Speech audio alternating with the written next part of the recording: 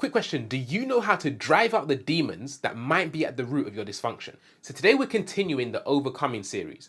And if you missed the last video, make sure you go back and watch that so you get the context of what we're talking about. The link for the playlist will be in the description. Now we previously covered how Jesus made it clear that driving out demons would be a sign that would follow us if we really believe the gospel. And we also looked at how demonic influence isn't just head spinning and loud shouting exorcisms. It's also the subtle things that we sometimes accept as normal.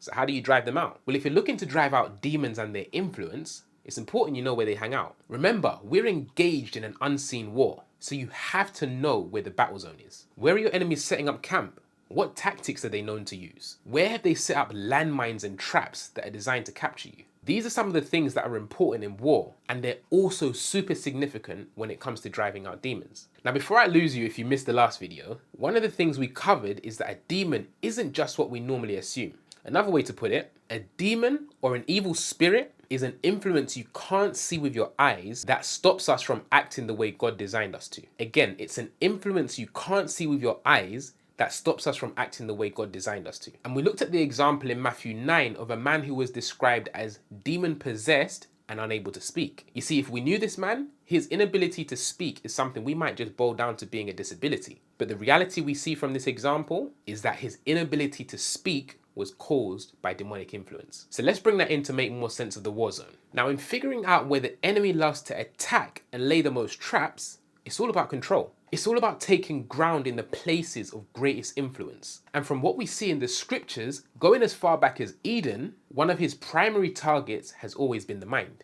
The place where we decide on the things that we believe and disbelieve. Because if you can influence the mind, the things that we think and accept, then you can control the person. So check out this example of an attempted attack in Matthew chapter 16. It says, "From then on, Jesus began to point out to his disciples that it was necessary for him to go to Jerusalem and suffer many things from the elders, chief priests, and scribes, be killed, and raised on the third day." Peter took him aside and began to rebuke him. "Oh no, Lord, this will never happen to you." Jesus turned and told Peter, "Get behind me, Satan. You are a hindrance to me because you're not thinking about God's concerns, but human concerns." So first observation, when you dig out the root of the word translated here as concerns or thoughts or things in some translations, it speaks about Peter's understanding. Jesus was correcting Peter because he wasn't understanding the situation based on God's perspective.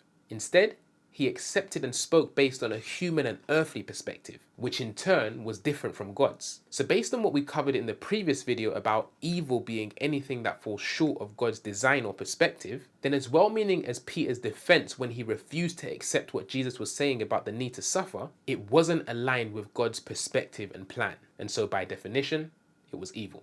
Another observation, Jesus said to Peter, his disciple, "Get behind me, Satan." So what can we learn from that? Even those we've been running with, our inner circle and our prayer partners, they can be used in a takeover attempt. Because remember, Satan can disguise himself as an angel of light. So even those we least suspect, myself, you, your pastor included, can be a costume for Satan's agenda. And that might sound a little wild, but there's a context for why I say that. Hear me out. Becoming a costume for Satan's agenda doesn't just start with some secret satanic covenant. In fact, whenever we're focused on understanding from a human and earthly perspective rather than understanding from God's perspective, we're potentially aligning with Satan's agenda, just like Peter was here. Because ultimately, Satan's game plan is to draw us away from faith, trusting in God. Trusting that no matter what we may think, no matter what he or she may say, God's word and God's way is right, and anything contrary is wrong. So here's the application. When it comes to those dysfunctions, the depressions, addictions, and things that we know are contrary to God's original design for us,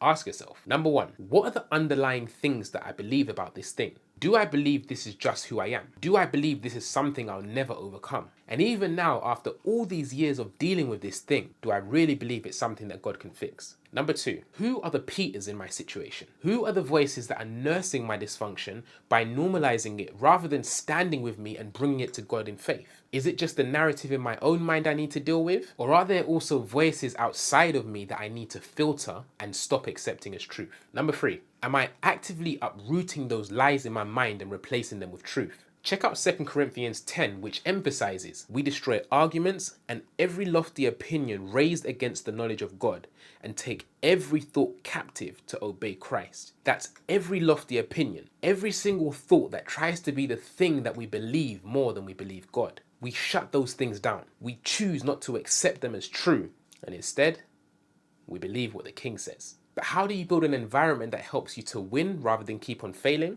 That's what I'll be talking about in the next video, so make sure you're subscribed with notifications if you want to hear more. Do you know how to drive out the demons that might be at the root of your dysfunction? Peace.